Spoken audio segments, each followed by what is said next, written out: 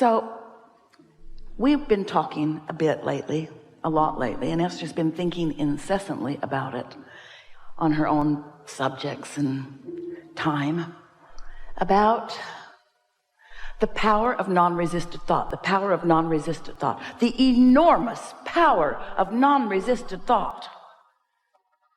I want this, I want that, I would like to have that, but no power in that. And the reason that there's no power in it is because you killed the momentum right away. Oh, lovely, but I would really like to have that, but. So, no momentum. So, let's just say that power is momentum, and that momentum is power. And that power is non-resisted, and momentum is non-resistant.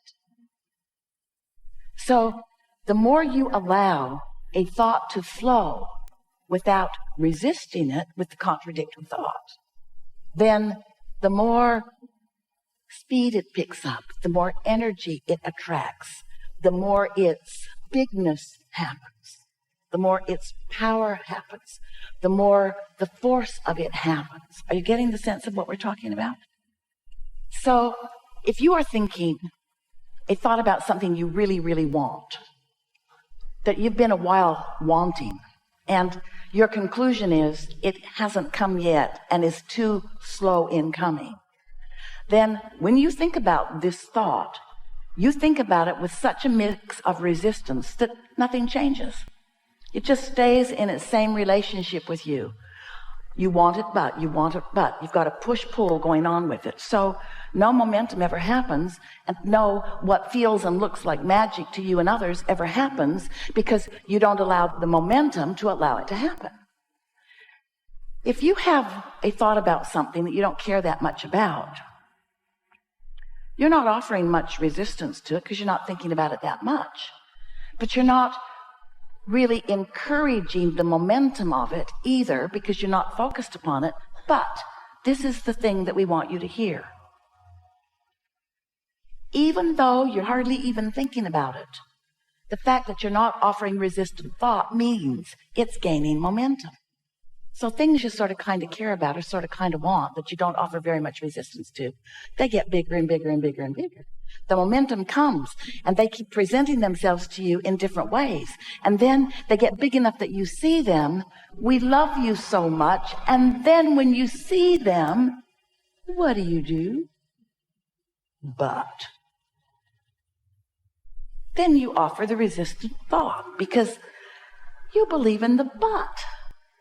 You believe in the objectivity. You don't want to look like a crazy dreamer. You don't want to look like someone who doesn't face reality.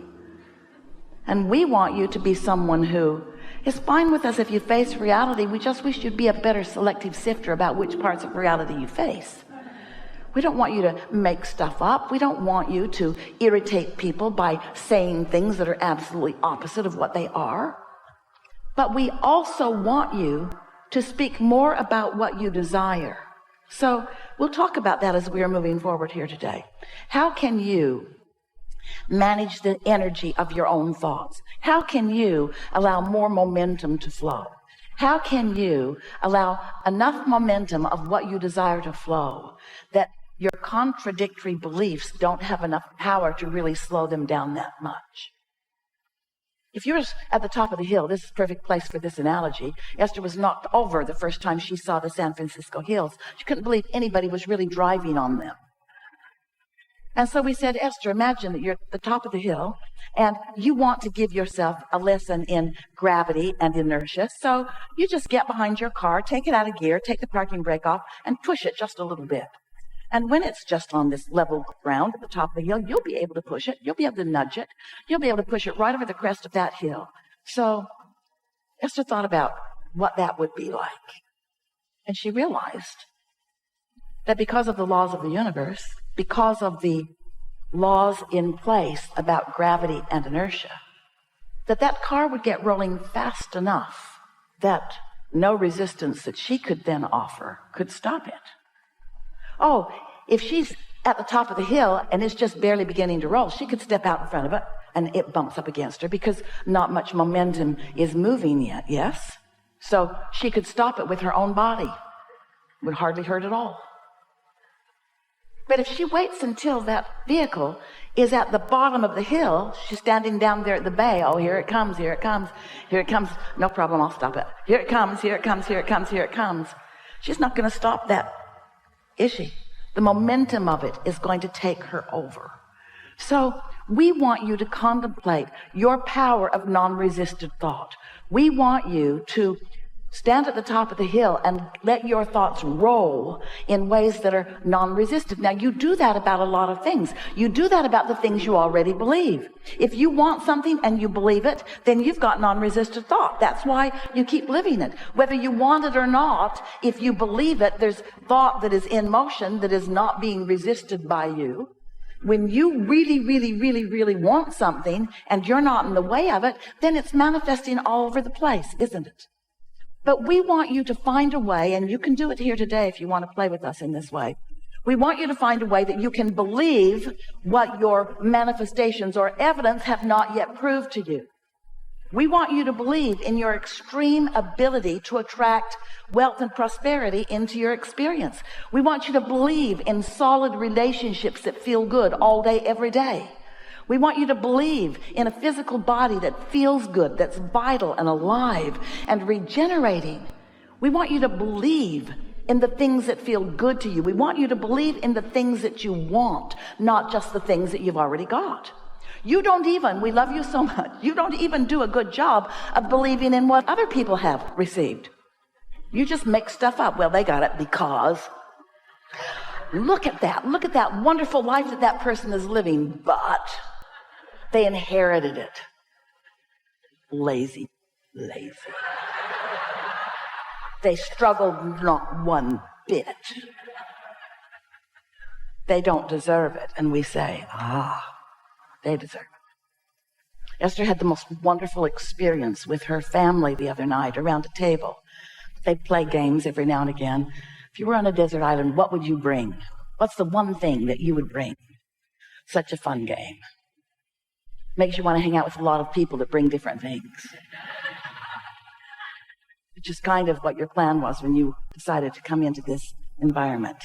You need to hang out with a lot of people that bring a lot of different things. And as you play with each other collectively, you have a lot to choose from. You benefit each other. And so this particular game, Luke asked for the game. And he said, if you could only have one wish. And then right away he said, and you don't get to wish for infinite wishes. He's played with other adults before. What's your one wish? And they went around the table. And Luke said, I want things to be equal. And everyone went, oh. And Esther said, they already are. Nobody wants to buy that. Because it doesn't look equal. And Esther knew it wasn't the time to explain that source energy is aware of everyone equally and flowing to everyone. And that the abundance is raining down, and that the factor is the letting it in factor, the believing factor, the allowing factor. But here's this young kid, already in his young life, he's decided that things aren't equal because he sees people having different results. And so his assumption is it's in the offering factor. If things aren't equal, then there must be something wrong with whoever is dishing out the stuff. They must be mixed up. They are unfairly offering the abundance to the universe. They're offering it over there and not over there, and they're offering it over there and not over there. Because some people are sick, and some people are well, and some people are happy, and some people are sad, and some people are prosperous, and some people aren't. In other words, there's all kinds of injustice that this very young person is witnessing as he looks around the world, and his logical conclusion is, it's not equal. It's not equal because the manifestations are so varied. It is not equal. And Esther wanted to have 100 hours that she could just sit and softly explain the equality of the law of attraction, the fairness of it, the offering of it to everyone. And Esther knows that it doesn't seem equal if you're in an environment where people are optimistic, and so you just pick that habit up, as compared to somebody who's in an environment where people are very pessimistic and you pick that up. Esther gets it, that different people are having different exposure to life. But she wants so much for everyone to understand that there is this power of the universe that is available to everyone.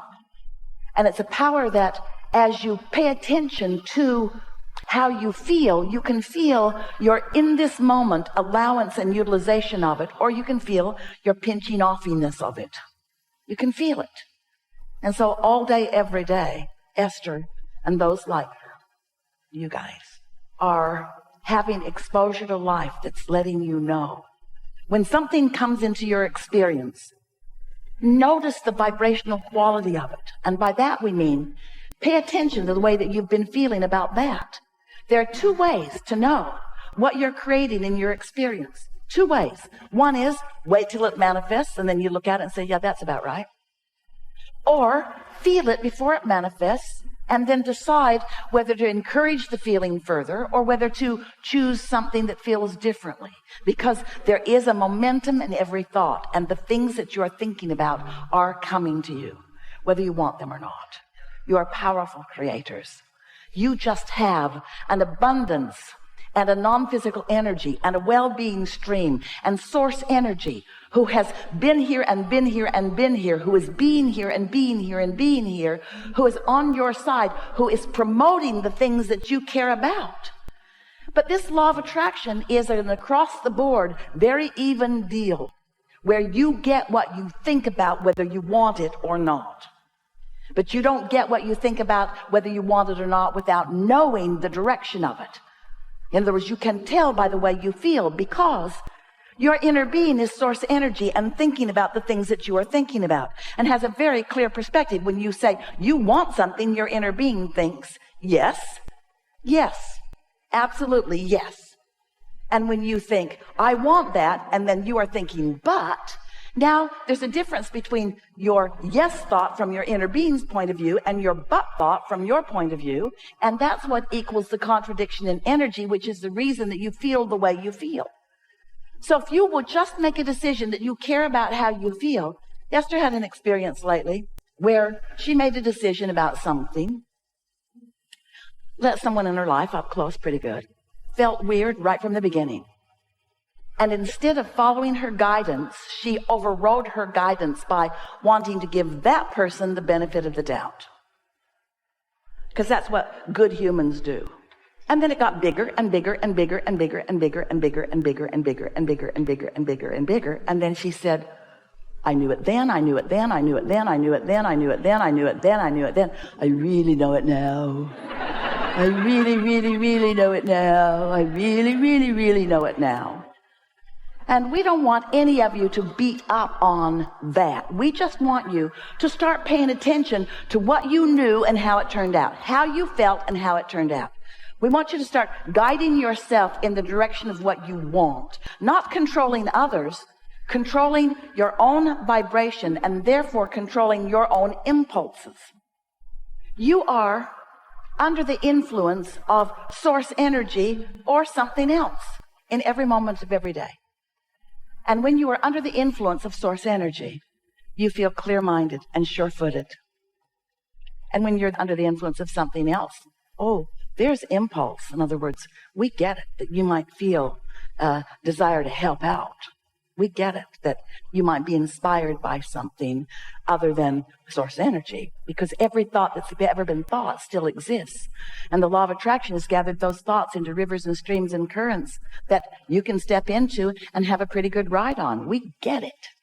We just want you to be more selfish and therefore more aware of the vibrational variance, the possible vibrational variance, the probable vibrational variance, the usual vibrational variance between what your inner being is thinking about, whatever you're thinking about, and the way you're thinking about it.